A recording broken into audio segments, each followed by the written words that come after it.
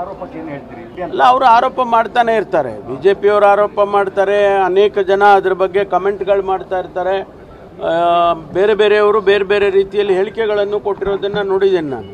ಆದರೆ ಆ ಹೇಳಿಕೆಗಳ ಆಧಾರದ ಮೇಲೆ ನಾವು ಕನ್ಕ್ಲೂಡ್ ಮಾಡೋದಕ್ಕೆ ಆಗೋದಿಲ್ಲ unless SIT submits it's final report. Mahesh Shetty ಅವರು ಅದೇ CM 24 ಮಾಡಿದ್ದಾರೆ ಅಂತೇಳಿ ಫಸ್ಟ್ ಬಂತು, ಆಮೇಲೆ ಅದು ಪೂಂಜಾ ಅವರು ಹೇಳಿದ್ದು ಗೊತ್ತಾಯ್ತು.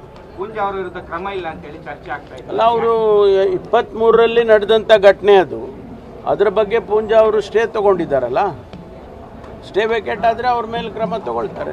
ಈಗ ಅನಾಮಿಕರ ವರ್ತನೆಯ ಬಗ್ಗೆ ಸಂಶಯ ಬಂದು ವಶಕ್ಕೆ ತಗೊಂಡಿದ್ದೀರಿ ಅಂತ ಸಂಶಯ ಬಂದು ತಗೊಂಡಿದ್ದಾರಾ ಅಥವಾ ಯಾವ ಉದ್ದೇಶದಿಂದ ಅವ್ರನ್ನ ತಗೊಂಡಿದ್ದಾರೆ ಅಥವಾ ಯಾವ ಸೆಕ್ಷನ್ ಅಡಿಯಲ್ಲಿ ಅವ್ರನ್ನ ತಗೊಂಡಿದ್ದಾರೆ ಅದೆಲ್ಲ SIT ಅವರಿಗೆ ಗೊತ್ತು.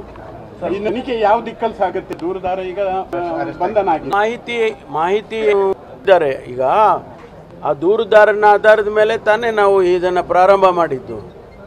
ಈಗ ಅವನನ್ನೇ ಅರೆಸ್ಟ್ ಮಾಡಿ ಅವನ ಹೇಳಿಕೆಗಳ ಆಧಾರದ ಮೇಲೆ ತನಿಖೆ ಮುಂದುವರಿಯುತ್ತೆ. ಅವ್ರು ಹೇಳಿದ್ದಲ್ಲ ನಾನು ನಿಮ್ಗೆ ಹೇಳಕ್ಕಾಗಲ್ಲ. Do you expect that?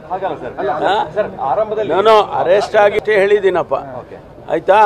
ಮುಂದೂರು ಏನ್ ಹೇಳಿದ್ರು ನಮ್ಗಳಿ ಒಂದ್ ಸ್ವಲ್ಪ ಅಂದ್ರೆ ಇಲ್ಲ, ಹೇಳ್ಬಾರ್ದು, ತನಿಖೆ ಆಗುವಾಗ ಹೇಳ್ಬಾರ್ದು.